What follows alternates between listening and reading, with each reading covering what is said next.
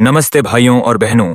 यहाँ मैं आपके लिए गरुड़ पुराण की महिमा, जीवन, मृत्यु और परलोक का रहस्य के विषय को मैं विस्तार में लाया हूँ। मुझे आपसे एक अनुरोध है कि चैनल को सब्सक्राइब करके वीडियो को एक लाइक जरूर दे देना और ये वीडियो आपको कैसा लगा कमेंट में जरूर बता देना।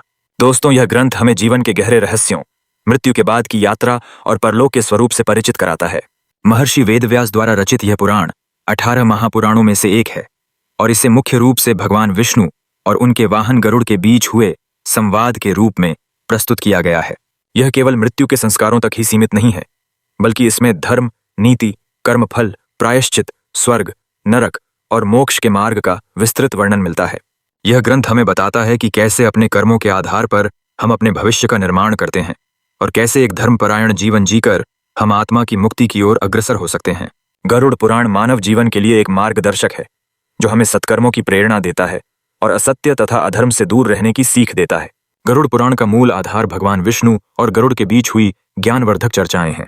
जब गरुड़ ने भगवान विष्णु से मृत्यु, आत्मा की यात्रा, विभिन्न लोकों और कर्मों के फलों के बारे में प्रश्न पूछे तो भगवान विष्णु ने अत्यंत गहन और विस्तृत उत्तर दिए। यह संवाद इतना महत्वपूर्ण है कि यह केवल गरुड़ के प्रश्नों का उत्तर नहीं देता, बल्कि समस्त मानव जाति के लिए अज्ञानता के अंधकार को दूर करने वाला प्रकाश स्तंभ बन जाता है। भगवान विष्णु ने गरुड़ को समझाया कि कैसे प्रत्येक जीव अपने कर्मों के अनुसार फल भोगता है और कैसे धर्म का पालन ही अंततः आत्मा को शांति और मुक्ति दिलाता है। उन्होंने विस्तार से बताया कि कैसे एक सूक्ष्म आत्मा शरीर छोड़ने के बाद विभिन्न अवस्थाओं से गुजरती है और कैसे पिंडदान व श्राद्ध जैसे अनुष्ठान उसके आगे की यात्रा को सुगम बनाते हैं। गरुड़ पुराण कर्मफल के अटल सिद्धांत पर विशेष जोर देता है। यह स्पष्ट करता है कि प्रत्येक जीव अपने अच्छे या बुरे कर्मों का फल अवश्य भोगता है।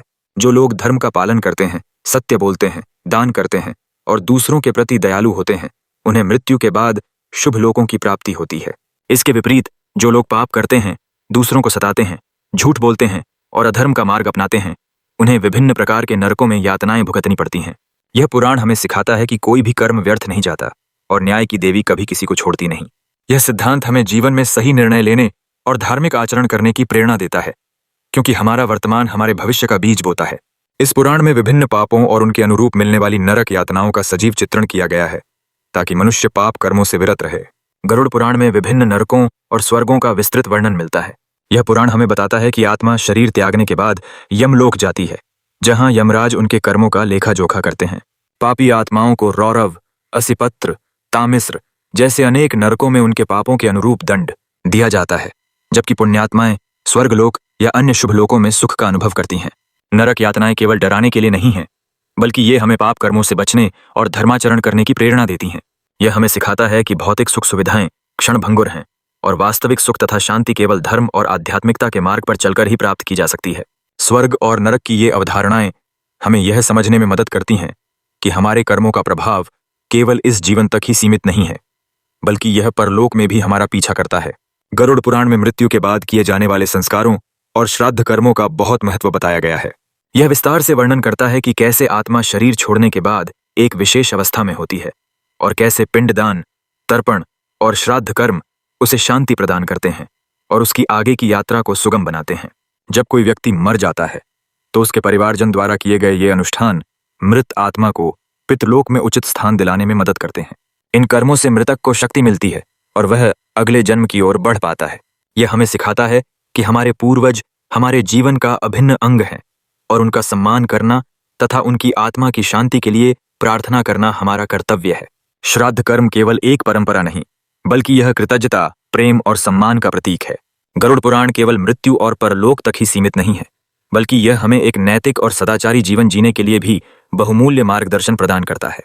इसमें दान, परोपकार, सत्यनिष्ठा, क्षमा, दया और ईमानदारी जैसे गुणों का महत्व समझाया गया है। यह बताता है कि कैसे एक व्यक्ति को दूसरों के प्रति स्नेह, आदर और सहयोग की भावना रखनी चाहिए। दुराचार, लोभ, क्रोध और अहंकार से बचने की सलाह दी गई है, क्योंकि ये गुण व्यक्ति को पतन की ओर ले जाते हैं। यह पुराण एक स्वस्थ समाज के निर्माण के लिए आवश्यक सभी नैतिक सिद्धांतों को समाहित करता है और हमें एक ऐसा जीवन जीने की प्रेरणा देता है जिससे न केवल हमें बल्कि हमारे आसपास के लोगों को भी लाभ हो। एक नीतिपूर्ण जीवन ही हमें वास्तविक सुख और संतुष्टि प्रदान करता है।